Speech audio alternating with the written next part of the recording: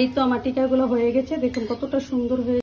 মুরগির মাংস আর ডাল দিয়ে চিকেন টিকিয়া কাবাব, মিশ্রণটাকে আমি একটু ব্লেন্ডারে একদম। এটা যে কতটা স্বাদ লাগে সেটা বলে বোঝানোর মতো না। যেমন খেতে স্বাদ, এমন বানাতেও একটু কষ্টকর, তো বললেই হয় না। মানে একটু সুন্দরভাবে প্রস্তুত করে ভালোভাবে বানিয়ে নিলে সেই স্বাদ লাগে খেতে।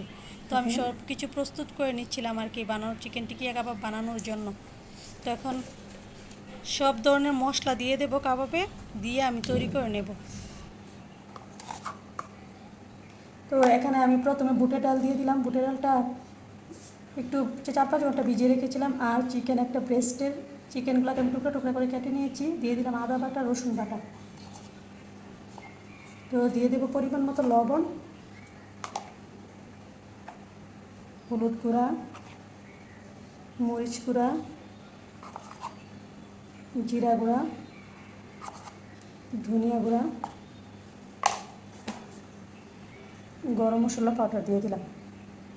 তো এখন দিয়ে দেবো পরিমাণ মতো সাদা তেল, রান্নার তেল যেটা হয় আর কি, সয়াবিন তেল। দিয়ে আর মাংসটাকে ভালোভাবে মেখে নেব, ম্যারিনেশন করে নেব আর কি ডালের সাথে। বিকালে নাস্তার জন্য এটা রেডি করছি। বিকাল নাস্তার জন্য আমি কাবাব বানিয়ে নেব, চিকেন কাবাব বানিয়ে ছেলে মেয়েকে একটু খেতে দেবো আর কি, সস দিয়ে। ওরা একটু খেতে চেয়েছিল, তার জন্য। তো মেয়েকে আমি পরিমাণ মতো পানি বেশ অনেকটা দিয়ে দিলাম, যেন ডালটাও সিদ্ধ হয়ে যায়, মাংসটাও সিদ্ধ হয়ে যায়। এখন আমি চুলায় বসিয়ে দেবো এটাকে। তো প্রায় 1 ঘন্টা পর চলে আসলাম চুলায়। মানে 1 ঘন্টায় সিদ্ধ হয়ে আমার ডালটাও সিদ্ধ হয়ে গেছে, চিকেনটাও একদম সফট হয়ে গেছে।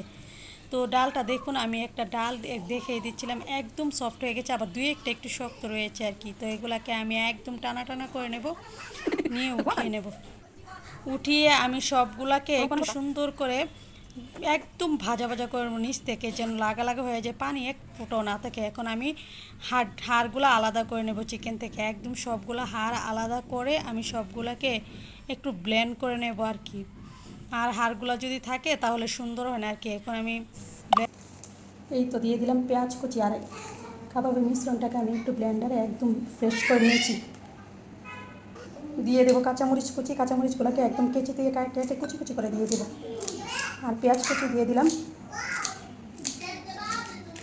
আর আবার দিয়ে দেবো টমেটো কেচাপ। এটা দিলে কাবাবের ফ্লেভারটা আরও বেশি মজা লাগে।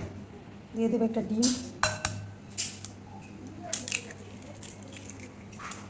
এখন দিয়ে দেবো কিছুটা বিট নুন আর কিছুটা গরম মশলা পাউডার।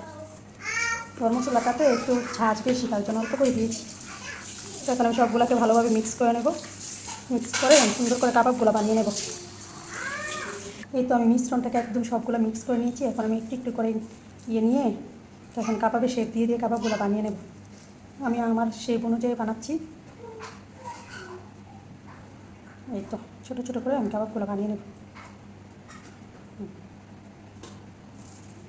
আরেকটা দেখিয়ে দিচ্ছি। এভাবে চিকেন কাবাবটা হলে পোলাওর সাথে খেতে ভালো লাগে, তারপর এমনিতে খালি খালি সস দিয়ে খেতেও ভালো লাগে। তো আমি আজকে ছেলে মেয়েদের জন্য বিকেলে নাস্তায় খালি খালি সস দিয়ে খাবারের জন্য বানিয়ে নিলাম আর কি। আজকে আর আমি পোলাও দিয়ে খাবো না।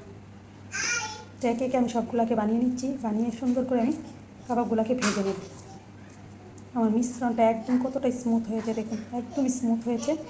কাবাবগুলো একদম সুন্দর হয়েছে।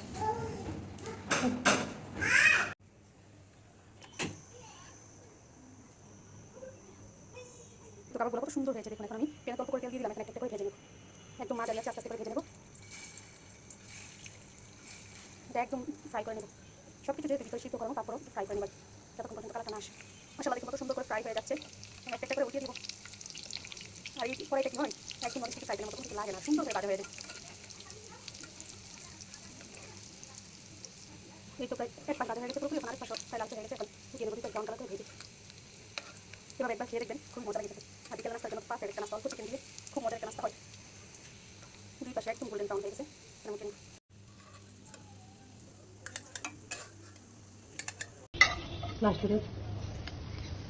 এই তো আমার টিকাগুলো হয়ে গেছে, দেখুন কতটা সুন্দর হয়েছে। আর খেতে যে এত মজা হয়েছিল।